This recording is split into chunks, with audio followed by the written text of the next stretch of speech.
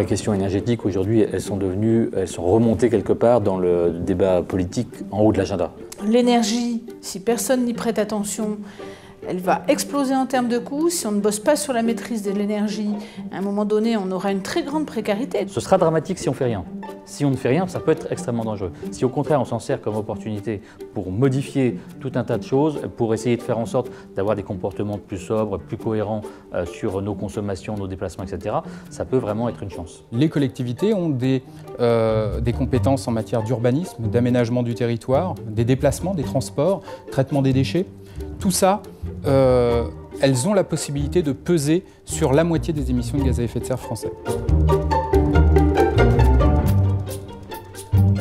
Beaucoup de réponses sont des réponses locales.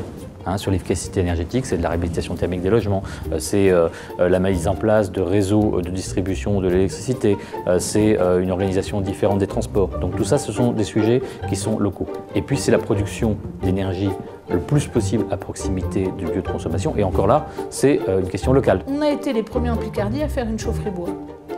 Aujourd'hui, en Picardie, il y a beaucoup de chaufferie bois. La filière bois s'est structurée.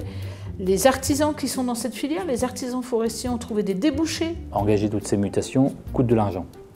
Ne pas le faire en coûte sans doute plus.